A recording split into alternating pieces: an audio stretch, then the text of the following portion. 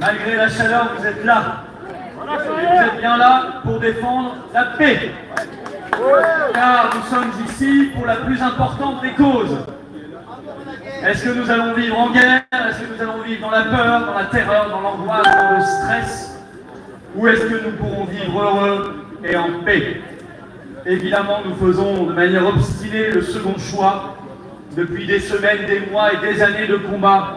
Et on ne lâchera pas.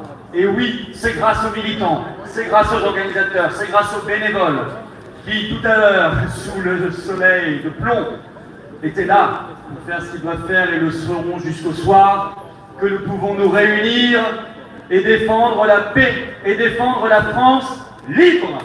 Bravo à eux. Merci à tous les intervenants qui sont brillamment intervenus avant moi. Nous devons d'abord nous réjouir parce que le sommet de l'OTAN cette semaine à La Haye ne s'est pas très bien passé pour notre cher Macron. Non seulement une nouvelle fois l'humiliation pour lui a été au rendez-vous, vous direz il a l'habitude, je pense qu'il aime ça profondément. Mais cette fois-ci, c'était le président turc Erdogan qui s'y est collé. Vous savez, l'autre fois, il lui avait pris le doigt comme ça. Là, il l'a fait valser. Il lui a fait faire la toupie, ne le lâchant plus. Et Macron ballotté entre la baffe de Brigitte, la valse d'Erdogan, sans oublier cette main que Donald Trump, consciencieusement, à chaque fois, n'oublie pas de lui broyer à chaque rencontre. Décidément, ce président n'est pas respecté. Et de manière très sérieuse, c'est significatif de voir à quel point il n'est pas respecté parce qu'il ne se rend pas respectable. Cet homme, par tous les pores de sa peau, sointe la fausseté, le faux, le mensonge, le narcissisme exacerbé, l'incompétence et la trahison. Je dirais même qu'il sent la souffrance, peut-être même la souffrance, très loin, très grand, très éloigné de la belle et grande et libre France que nous aimons et que nous défendons ici, tous ensemble. C'est pour lui aussi un moment difficile de ce sommet de l'OTAN, car dans le communiqué final, il n'y a pas eu un mot sur l'armement de l'Ukraine. Et pas une seule fois. Ce qui, à mon avis, a créé un état de syncope chez Macron. Le mot Europe n'a été écrit dans ce communiqué final.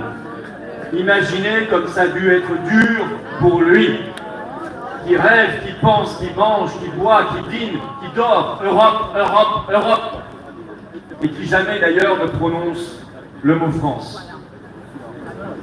Alors bien sûr, on doit prendre ces victoires, et tout moment d'affaiblissement de Macron est bon à prendre. Mais il ne faut pas non plus nous réjouir trop vite, car si tout était parfait, nous ne serions pas là aujourd'hui. L'OTAN est une organisation qui reste profondément malsaine, qui donne, on l'a vu encore cette semaine à La Haye, aux Pays-Bas, qui donne des ordres aux États membres et qui aujourd'hui se met manifestement exclusivement au service de l'industrie américaine de l'armement. Nous n'avons pas à payer pour cela. Nous n'avons pas à payer pour les guerres des autres et les industries et les emplois des autres. Alors oui, plus que jamais, mes chers amis, chers patriotes, chers résistants, la France doit quitter l'OTAN.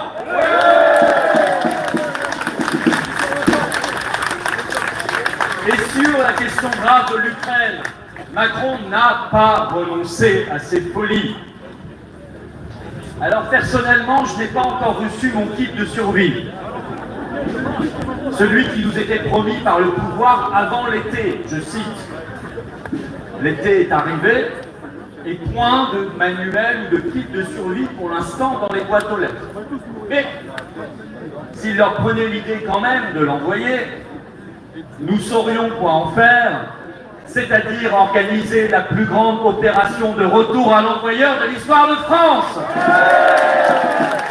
Et pour les quelques manuels ou kits de survie qui subsisteraient ici ou là, et malgré la chaleur, nous aurions malgré tout le bonheur d'organiser un grand feu de joie avec.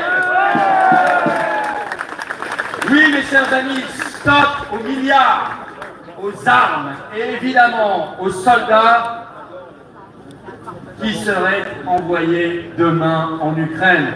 Pas un euro ne doit partir en Ukraine, pas une arme française ne doit partir en Ukraine, et évidemment pas un soldat français ne doit y mettre les pieds. Le sang des fils de France ne doit pas couler pour les guerres des autres. Macron reste un président provocateur qui, il avait annoncé avant le sommet de l'OTAN et il n'a pas obtenu ce qu'il voulait. Il avait dit « Je veux un communiqué final le plus dur possible contre la Russie ». C'est idiot. Nous devons renouer le fil du dialogue avec la Russie, car nous avons évidemment des intérêts en commun, économiques, culturels, politiques, énergétiques, diplomatiques, de sécurité. Et d'ailleurs, la plupart des puissances dans le monde l'ont bien compris, à commencer par Trump qui, depuis son arrivée au pouvoir le 20 janvier, a repris de manière très pragmatique le fil du dialogue avec la Russie. Reprendre le fil du dialogue avec la Russie, c'est la condition de la paix. Nous devons donc supprimer les idiotes sanctions de l'Union européenne contre la Russie.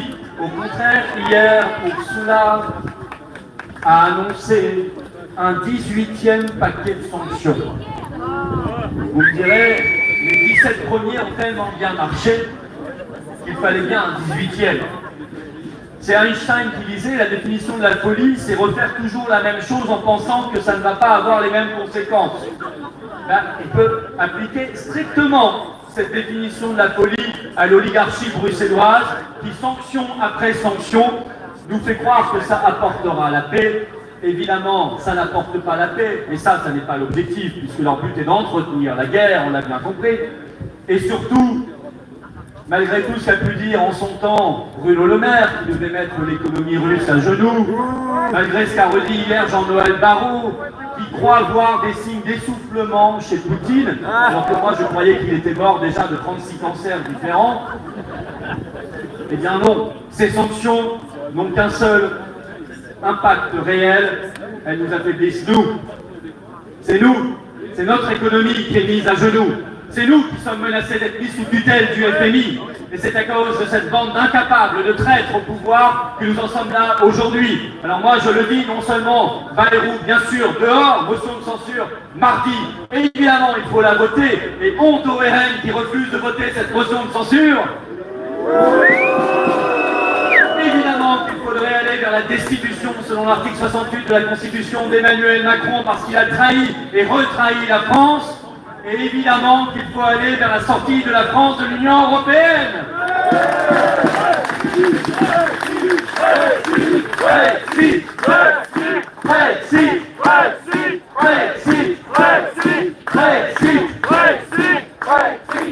Ce président, qui d'ailleurs nomme des provocateurs, allait faire un tour sur le compte X de l'état-major des armées françaises, donc de son chef d'état-major, général Thierry Burkhardt, qui n'est pas de la trempe de Pierre de Villiers, qui avait été viré dès juillet 2017 pour avoir dit la vérité. Non, lui, il est très soumis. Et le compte X de l'état-major, c'est malheureux, multiplie depuis quelques semaines les provocations. Alors, un jour, on nous parle de guerre, en Ukraine à mener, notre guerre, nous dit-on. Et quand on a l'audace de répondre et de s'interroger, on a droit à des menaces de ce compte qui nous explique « on vous voit ». Je n'ai pas envie d'être menacé par l'armée française et par l'état-major. Je pense qu'il y a d'autres menaces à surveiller. Et certainement pas les patriotes français, qui sont des alliés des soldats de France, qui sont des alliés de l'armée française, qui sont des amis de la France, et non pas à recevoir ces leçons indignes de gens qui se placent là pour des raisons politiques de cette institution. Tout ça ne sent pas bon. Tout ça ne sent pas bon et ça ne sent pas la paix et ça ne sent pas la France. Nous devons être les vigies, toujours là, à nous battre, avec conscience, avec constance, avec courage, avec force, pour que la France soit respectée dans sa liberté, son indépendance et sa souveraineté, et pour que les fous de guerre qui veulent nous emmener vers le pire soient neutralisés politiquement, et que ce soit les partisans de la paix que nous sommes qui l'emportent et qui gagnent.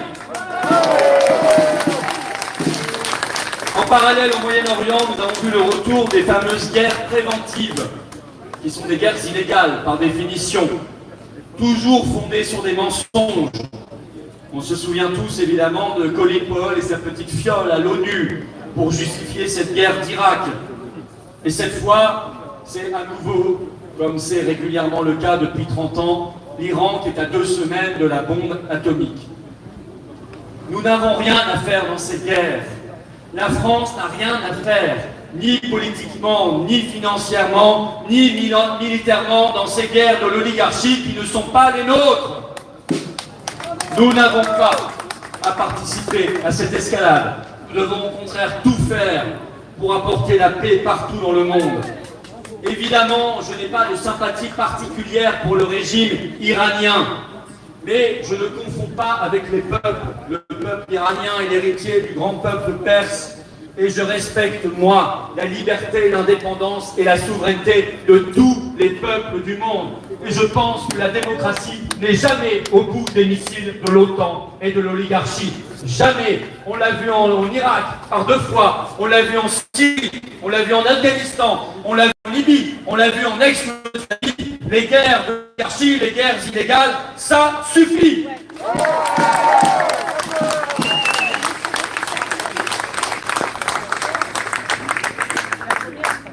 La France doit dénoncer ces guerres provocatrices, ne pas entrer dans le jeu de l'État profond, celui qui a voulu emmener Trump vers l'escalade, qui, je le crois, a su résister et a su au contraire, par une manœuvre assez habile, a posteriori, tout le monde peut le reconnaître, mettre fin à cette guerre de 12 jours et on l'espère le plus longtemps possible. Il faut maintenant s'assurer que les massacres de Gaza cessent, car c'est là aussi la responsabilité et l'honneur et la voix de la France que de faire entendre la voix de l'humanité, de la raison et de la sagesse et de la paix partout dans le monde, partout où il y a des peuples, il doit y avoir la France pour les défendre. Pour ça, comme par rapport à la Russie, comme par rapport à l'Ukraine, comme par rapport aux États-Unis, comme par rapport à toutes les puissances du Moyen-Orient, la France doit être un pays libre qui développe une voix et une diplomatie libre. Faire résonner dans le monde entier une voix claire et indépendante. Voilà notre objectif. En défense intransigeante de nos seuls intérêts nationaux, terrestres et maritimes et de la paix. Voilà notre objectif politique au sens noble du terme. Et à ce sujet, puisque certains nous disent que la grande menace nucléaire serait l'Iran, moi je me demande si la grande menace nucléaire ne va pas de plus en plus être l'Allemagne. Car nous avons vu des discours très inquiétants à quelques kilomètres de nos frontières être tenus ces derniers jours.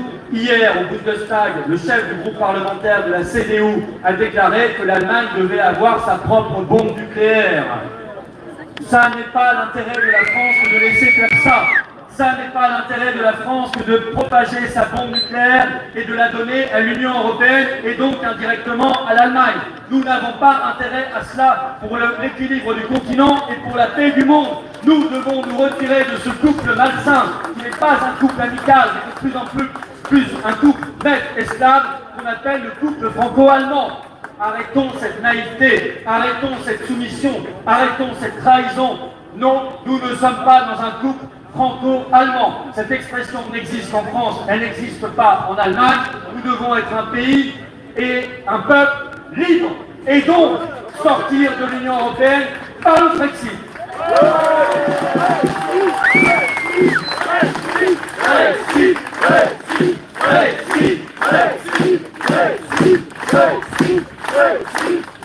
Pour conclure, mes chers amis, le général de Gaulle disait qu'il y avait un pacte 20 fois séculaire entre la grandeur de la France et la liberté du monde, je pense qu'il y a également un pacte 20 fois séculaire entre la grandeur de la France et la paix du monde. Alors œuvrons à faire que la France retrouve sa grandeur, redonnons à la France son indépendance, son lustre, sa gloire et sa voix, donnons à la France une espérance et un avenir, donnons à la France la paix et vive la liberté, vive la résistance, vive la paix et vive la France, vive!